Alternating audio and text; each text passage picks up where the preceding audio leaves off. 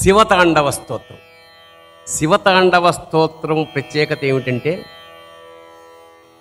చదువుతూ ఉంటే మృదంగనాదంలా ఉంటుంది.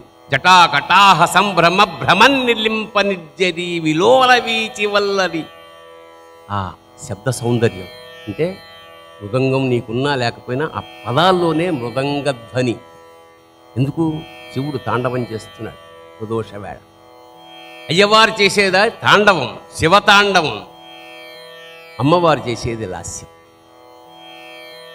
ఆ లాస్యాన్ని, ఆ తాండవాన్ని తన భాషతో బంధించి వాళ్ళు ఎలా అయితే చేస్తున్నారో అలాగే రాయగలగడం ప్రతిభావంతుడి, మహాప్రతిభావంతుడి లక్షణం. ఇది రావణ కృత శివతాండవ. రావణాసురుడు మహాశివభక్తుడు.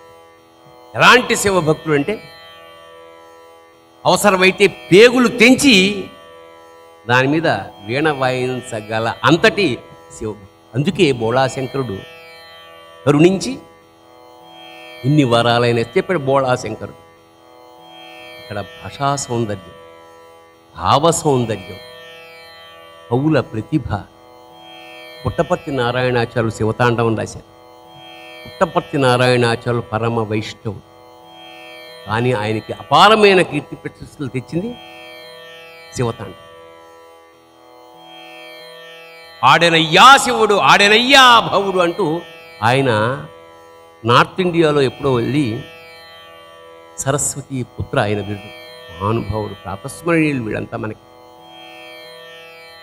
నార్త్ ఇండియాలో తెలుగు తెలియని వాళ్ళ దగ్గరికి వెళ్ళి శివతాండవం పాడితే లేచి కరతాళం అద్భుతంగా మాకు అర్థమైంది. నువ్వేం చెప్పదలుచుకున్నావు మాకు అర్థమైంది.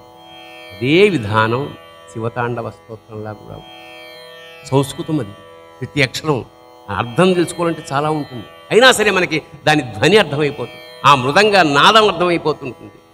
ఇవాళ భాష మీద పట్టు సాధించాలి. ముఖ్యంగా మనం ఎవరైనా సరే, if you know English, yes, know it perfectly. భాష మీద పట్టు కావాలంటే ఆ పదాలు ఏమిటి, మన సంస్కృతి ఏమిటి, అసలు ఎన్నున్నాయి ఇంట్లో. ఒక పోతన పద్యం, ఒక వేమన పద్యం మన భాషలో ఉన్న గొప్పదనం.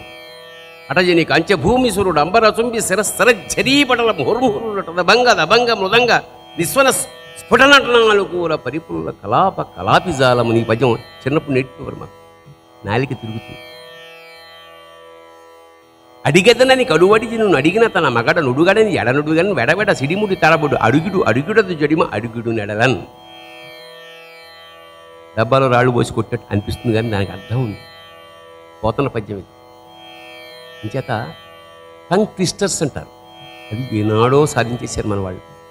నాలిక బాగా తిరగాలి, బుర్ర తిరగకూడదు. అందుకని శివతాండవ స్తోత్రం ద్వారా మనకు వచ్చే లాభం ఏమిటంటే, 1 రిధం తెలుస్తుంది, 2 నాలిక తిరుగుతుంది, 3 ఉచ్చారణ దోషాలు ఉండవు. అందుకని రమేశ్వర పాయింట్ శివాయ గురవే నమః అంట నమస్కారం చేసుకుని శివతాండవ స్తోత్రాన్ని కంటతా పట్టడం. ముఖ్యంగా విద్యార్థులు, చిన్నపిల్లలు. ఓం నమః శివాయ.